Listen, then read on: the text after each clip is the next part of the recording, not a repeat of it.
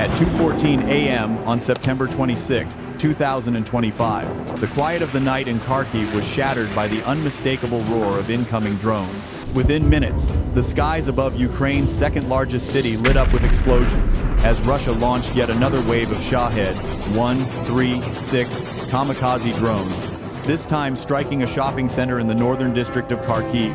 What should have been an ordinary night for families turned into scenes of chaos, destruction, and grief. According to Ukrainian emergency services, at least 11 people were injured, including children, and one person lost their life. The strike ignited a massive fire in the shopping complex, sending thick plumes of smoke rising into the night sky, visible across the city.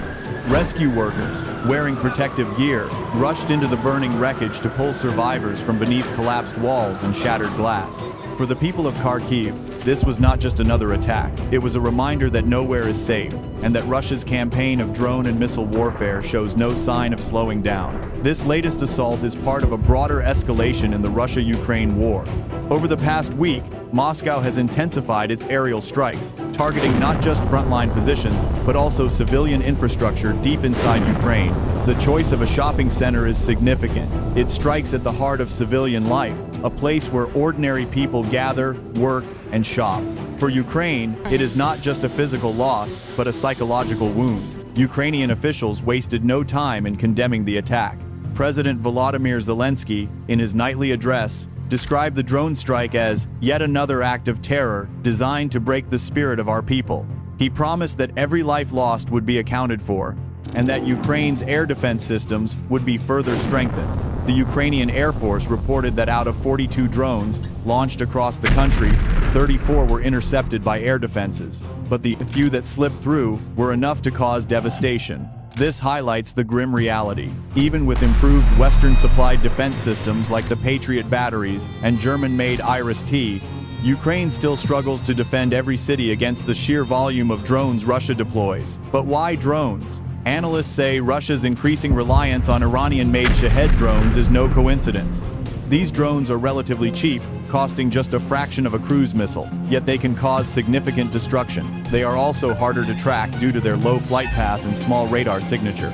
Moscow uses them not only to inflict damage but also to exhaust Ukraine's stockpile of expensive interceptor missiles.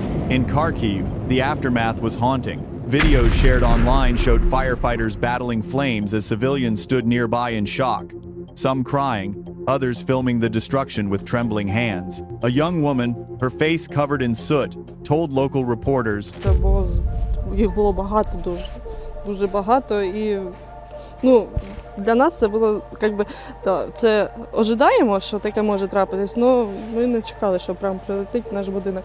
Як тільки прилетіло, почалась паніка, ми не розуміли, що нам робити, куди нам тікати, бо ще летало, і ми не знали, чи на вулицю, чи куди, і ось потім вийшли на вулицю. The European Union condemned the strike, calling it a deliberate attack on civilian infrastructure and a violation of international law. In Washington, the U.S. State Department reiterated its commitment to supporting Ukraine, announcing that a new package of air defense aid would be accelerated. Germany, too, pledged to send additional Iris-T systems, while Poland warned that Russia's strikes on Kharkiv bring the war dangerously close to NATO's eastern borders. But inside Russia, the narrative was different. Russian state media portrayed the drone strikes as precision attacks on military warehouses allegedly hidden inside the shopping center, a claim that Ukrainian officials flatly denied. Instead, they accused Moscow of spreading disinformation to justify attacks on civilians. The strike also comes at a time when Ukraine is trying to regroup on the battlefield. The counteroffensive launched earlier this summer made limited progress, and with winter approaching, Kyiv faces the dual challenge of maintaining morale while bracing for renewed Russian offensives. Russia knows this, and experts believe the Kharkiv strike is part of a psychological strategy to remind Ukrainians of their vulnerability and to pressure Western allies into doubting Ukraine's chances of victory. Still, Ukraine fights back. In response to the drone strike, Ukrainian forces launched long-range drone attacks inside Russia, targeting military airfields in Kursk and Belgorod. While Moscow claimed to have intercepted most of them, satellite images revealed damage to at least one airstrip. Kyiv's message was clear: attacks on our cities will not go unanswered. From a military perspective, Kharkiv is both symbolic and strategic. As Ukraine's second-largest city, just 40 kilometers from the Russian border, it has been a prime target since the very beginning of the war.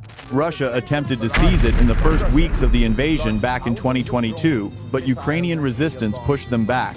Now, instead of direct occupation, Russia seeks to break Kharkiv through relentless bombardment. The question many are now asking, how long can Kharkiv endure?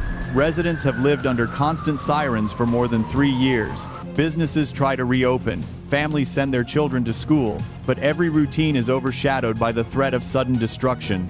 Every drone strike in Kharkiv, Odessa, Kyiv, or Lviv is not just about immediate damage. It is about shaping the course of the war, testing Western resolve, and wearing down Ukrainian society.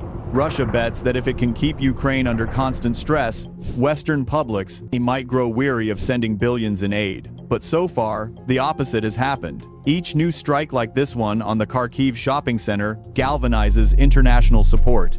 In fact, NATO officials announced that a summit scheduled for early October will now prioritize Ukraine's urgent air defense needs.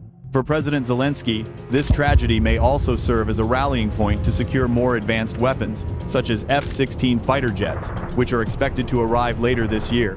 The strike also shows the evolving nature of modern warfare, where once wars were fought with tanks rolling across fields, today they are waged with cheap drones that turn shopping centers into battlefields. The Ukraine war is becoming a blueprint for future conflicts, where technology, endurance, and global alliances matter as much as territory. And so, the night of September 26, 2025, will be remembered in Kharkiv not only as a night of terror, but also as a reminder of resilience. Rescue workers continued their efforts well into the morning, extinguishing flames and combing through rubble. Volunteers handed out water and blankets. Ordinary citizens once again showed extraordinary strength. As dawn broke over Kharkiv, the black smoke began to clear, revealing the skeleton of the shopping center, twisted steel, scorched walls, shattered glass. But among the ruins, a large Ukrainian flag was raised by residents. Tattered yet flying, it symbolized the spirit of a nation that refuses to be broken. The Russia-Ukraine war rages on, and with it, the suffering of civilians caught in the crossfire. Yet, for every drone that strikes, for every building reduced to rubble, there is also defiance in Kharkiv, in Kyiv, and across all of Ukraine.